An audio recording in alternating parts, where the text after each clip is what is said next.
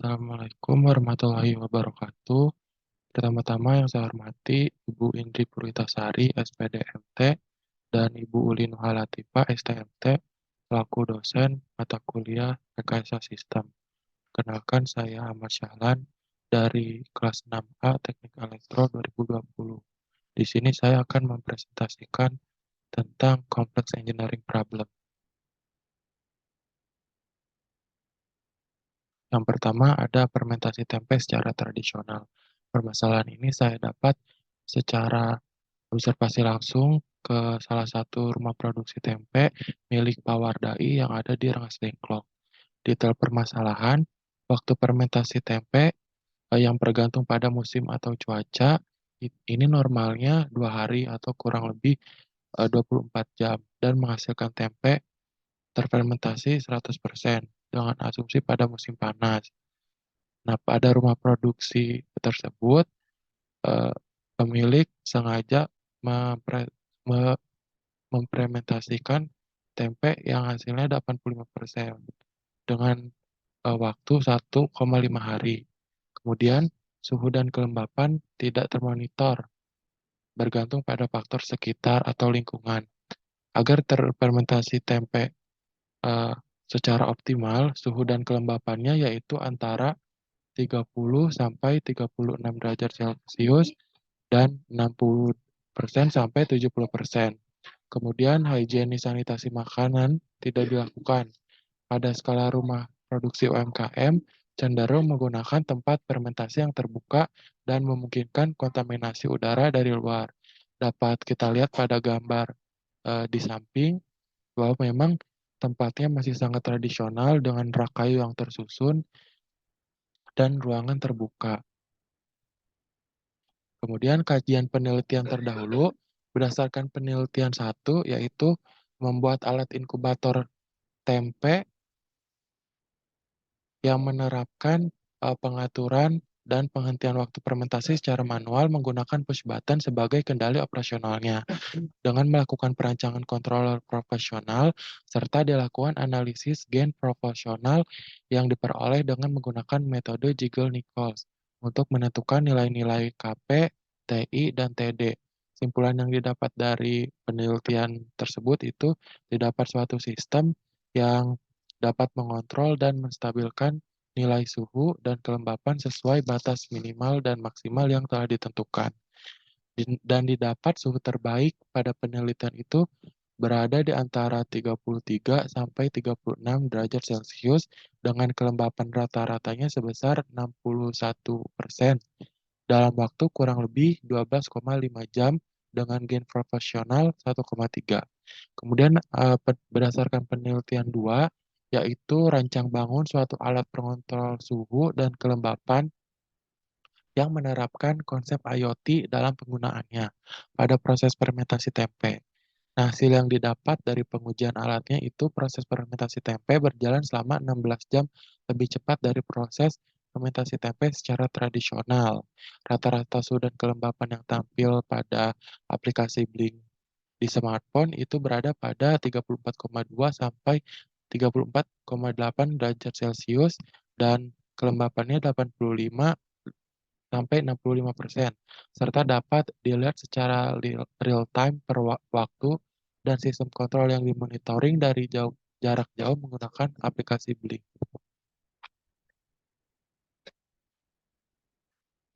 Kemudian ada possible solution. Yang pertama dari bidang teknik, yaitu suatu sistem yang dapat memonitoring dan mengontrol suhu serta kelembapan yang kemudian diimplementasikan pada inkubator tempat penyimpanan fermentasi tempe. Inkubator di sini ditujukan agar tempe terhindar dari kontaminasi udara luar. Nah, adapun untuk penggunaan controllernya itu dapat menyesuaikan sesuai dengan kebutuhan sistem. Kemudian ada dari bidang biokimia, yaitu dengan menambahkan asam sitrat atau C6H8O7 pada saat proses perebusan dan perendaman kedelai untuk mempercepat proses fermentasi. Dalam hal ini, asam sitrat sebagai asam organik untuk mempercepat proses hidrolisa kedelai sebelum menjadi tempe. Asam sitrat sendiri memiliki kemampuan untuk membuat suasana asam yang sesuai bagi pertumbuhan jamur tempe serta sebagai bahan pengawet yang baik dan alami, sehingga dengan perbandingan tertentu berpotensi sebagai aditif atau katalisator fermentasi pada proses perebusan dan perendaman kedelai. Nah, asam sitrat ini dapat kita temui di pasaran atau biasa banyak orang menyebutnya citrun dan ataupun dari ekstrak buah nanas salah satunya. Adapun kategori aman asam sitrat dalam standar WHO itu 0,3%. Budi Asih 2009. Nah, kemudian turunan masalah dari Flexible Solution dari bidang teknik itu biaya pembuatan dan perawatan alat yang cenderung mahal tentunya. Kemudian pemilihan sistem kontrol yang sesuai dengan kebutuhan dan faktor lingkungan. Yang ketiga ada spesifikasi daya penggunaan listrik. Nah, di mana yang kita tahu bahwa rumah produksi UMKM pasti kita harus menyesuaikan dengan daya listrik yang ada. Kemudian dari bidang biokimia, penggunaan asam sitrat yang tidak sesuai dengan standar dapat menyebabkan efek samping. Dalam hal ini, jika diimplementasikan pada rumah UMKM ini harus dikontrol secara benar-benar karena dikhawatirkan dapat memberikan efek samping kepada konsumen. Kemudian karena jikalau menggunakan bahan kimia, asam citrat yang ada di pasaran itu tentunya kita harus memperoleh izin edar dari dinas terkait. Yang kedua ada pencemaran lingkungan di Karawang. Deskripsi masalah, selama ini Kabupaten Karawang dikenal sebagai kota industri. Data yang dihimpun Fakta Jabar dari Disnakertas Karawang hingga tahun 2018 terdapat 13.750.358 hektar luas lahan yang diplot sebagai lahan industri. Kawasan industri Karawang tersebut tersebar antara lain kawasan industri Kujang, Indo Taisei, Mandala Putra, KIIC, Surya Cipta, dan Kim. Adapun zona industri Karawang ini yang dicantumkan dalam penata ruang yakni dititik beratkan pada sejumlah kecamatan meliputi Kecamatan Teluk Jambe Timur, Cikampek, Klari, Purwasari, Pangkalan, dan Rengas Dengklok. Pencemaran industri di Karawang telah menyebabkan pencemaran udara, air, dan tanah yang mempengaruhi kesehatan penduduk setempat dan ekosistem tempat mereka bergantung. Polusi tersebut terutama disebabkan oleh pembuangan bahan kimia berbahaya dan limbah dari pabrik, serta emisi polutan udara seperti partikel, suhu, sulfur dioksida, dan nitrogen oksida. Nah, tingginya tingkat polusi ini juga dapat menimbulkan kerugian ekonomi akibat penurunan produktivitas, biaya kesehatan, dan kerusakan lingkungan. Kajian dari penelitian ilmiah, berdasarkan penelitian 3 terkait dampak pembuangan limbah industri pada kolam pembuangan terhadap pembuangan air tanah di Desa Dauan Tengah, Kecamatan Cikampek, Kabupaten Karawang. Diperoleh hasil dari 3 sampel air tanah yaitu yang pertama untuk uji kacamata, sampel 1 telah melewati batas maksimum pada parameter kekeruhan. Untuk uji kimia, semua sampel tidak melewati batas baku mutu maksimum yang telah ditentukan. Kemudian untuk mengetahui tingkat pencemaran pada air tanah, dilakukan uji BOD dan COD serta hasil yang didapat dari ketiga sampel air tanah tersebut menunjukkan nilai BOD dan COD yang tinggi. Pada sumur 1 nilai BOD 18 dan COD-nya 77. Sumur kedua nilai BOD-nya 12 dan nilai COD 63. Sumur ketiga nilai BOD 3 dan nilai COD 11. Untuk uji parameter biologi yaitu kandungan kaliform dan E. coli. Sampel 3 air tanah telah melampaui batas baku mutu air bersih.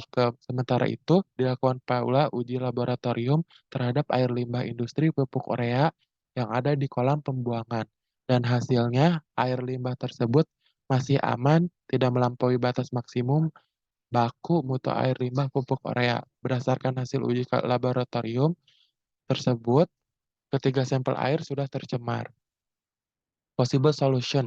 Satu, di bidang keteknikan dan IBT, peningkatan efisiensi proses manufaktur untuk mengurangi limbah dan emisi pada eh, PT atau pabrik terkait. Kemudian menerapkan teknologi pengendalian polusi seperti filter udara dan air. Kemudian menerapkan green energy seperti penggunaan PLTS atap dan lain sebagainya yang cocok dengan kondisi geografis di Karawang. Kemudian menerapkan praktik sustainable manufacturing seperti eco-design dan life cycle assessment. Yang kedua ada di bidang kebijakan, yaitu penegakan peraturan lingkungan diperkuat, menerapkan pajak polusi, mendorong perusahaan untuk menerapkan praktik sustainable melalui public recognition. Turunan masalah dari possible solution, dari bidang keteknikan dan IBT, tentunya biaya yang diperlukan cukup mahal dan untuk keberlanjutannya juga harus direncanakan dengan matang. Kemudian penggunaan green energy masih bergantung pada alam tentunya. Yang kedua, bidang kebijakan. Lemahnya hukum di lapangan disebabkan oleh suatu oknum, kemudian antara teori dan praktik kadang tidak sejalan. Yang ketiga itu alih fungsi lahan pertanian, di mana problemnya itu penyempitan lahan pertanian dan dampak limbah rumah tangga dan juga industri. Deskripsi permasalahan, berdasarkan data dari Kementan Republik Indonesia, bahwa Indonesia telah mengalami pengurangan lahan pertanian yang signifikan selama beberapa dekade terakhir. Salah satu penyebab utama dari fenomena ini adalah deforestasi, terutama didorong oleh perluasan perkebunan kelapa sawit dan kayu pulp. Data dari Kementerian menunjukkan bahwa antara tahun 2000 dan 2012, Indonesia kehilangan rata-rata 1,1 juta hektar hutan setiap tahunnya, yang mengakibatkan konversi sebagian besar lahan yang sebelumnya digunakan untuk pertanian.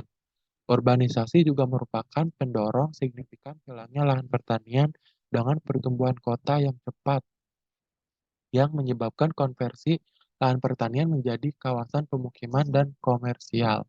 Kemudian alih fungsi lahan menjadi pemukiman dan industri menyebabkan bertambahnya produksi limbah harian. Limbah ini dapat berdampak buruk bagi lingkungan sekitar apabila tidak diproses dengan regulasi yang sesuai, baik, dan dengan standar khusus. Sangat disayangkan bahwa regulasi pengolahan yang sudah ada belum optimal, seperti limbah rumah tangga yang masih banyak dilakukan proses pembakaran secara sembarangan oleh masyarakat.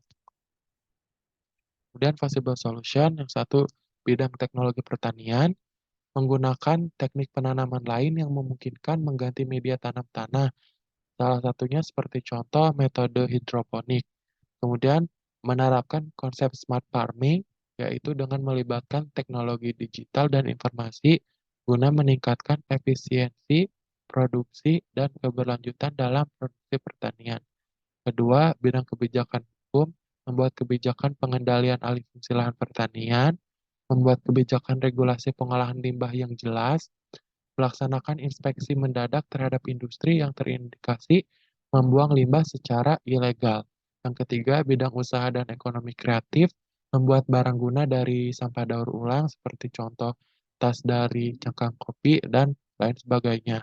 Kemudian, melakukan pengkomposan sampah organik. Kemudian turunan masalah dari possible solution, yang pertama, bidang teknologi pertanian.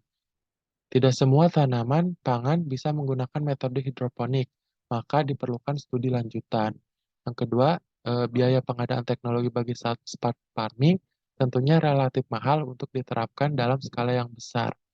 SDM yang perlu menyesuaikan dan mendapat pelatihan khusus. Yang kedua, bidang kebijakan atau hukum, krisis penegakan hukum oleh oknum pejabat, tidak efektifnya kebijakan yang terjadi di lapangan. Yang ketiga, di bidang usaha dan ekonomi kreatif, itu penghasilan limbah baru dari sampah daur ulang masih sangat memungkinkan. Kedua, indikasi menghasilkan bau tak sedap bagi lingkungan sekitar untuk possible solution pengkomposan sampah organik. Sekian presentasi dari saya, kurang lebihnya mohon maaf. Wassalamualaikum warahmatullahi wabarakatuh.